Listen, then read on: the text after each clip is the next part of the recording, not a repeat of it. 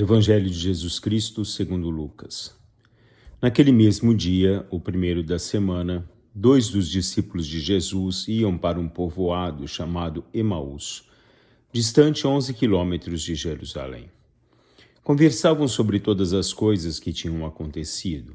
Enquanto conversavam e discutiam, o próprio Jesus se aproximou e começou a caminhar com eles. Os discípulos, porém, estavam como que cegos e não o reconheceram. Então Jesus perguntou: "O que ides conversando pelo caminho?"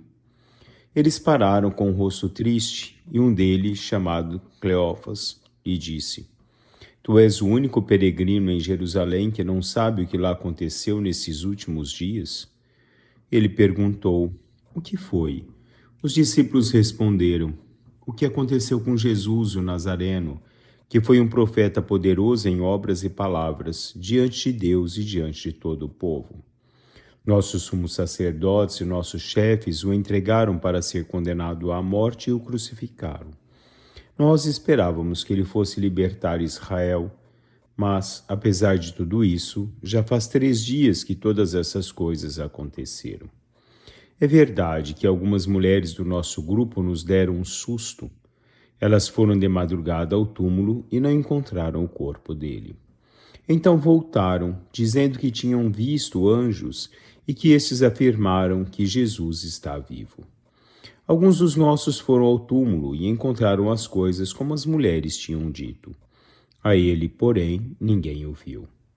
Então Jesus lhes disse: "Como sois sem inteligência e lentos para crer em tudo que os profetas falaram?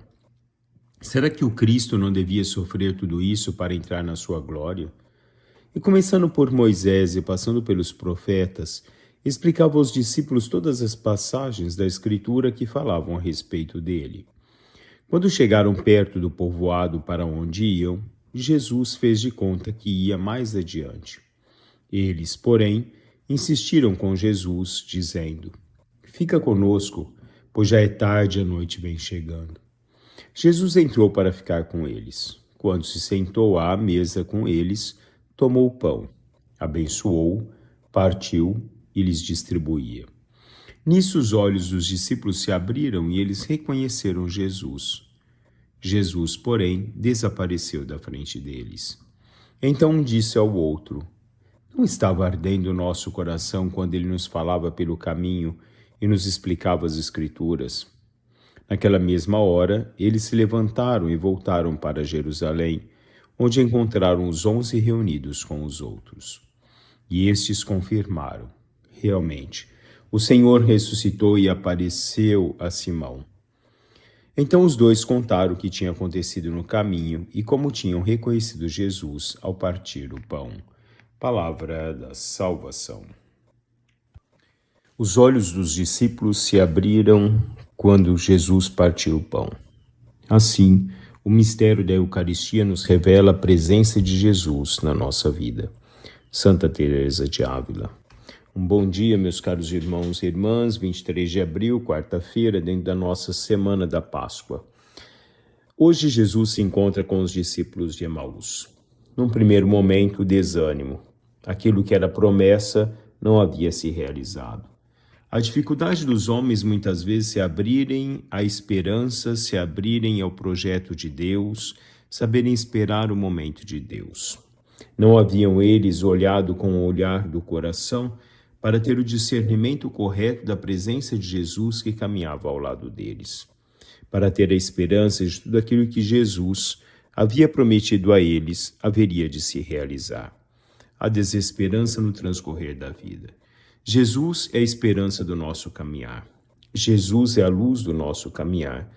Jesus arde no peito de cada um de nós quando nós o ouvimos falar e deixamos com que Deus possa falar ao nosso coração e à nossa vida. São João Paulo II definia dizendo que o caminho de Emaús é um caminho de conversão, um caminho de fé, um caminho de esperança. Assim fazemos o caminho de Emaús todos os dias da nossa vida e deixamos com que esse caminho, quando Deus fala a cada um de nós, seja esse caminho de conversão.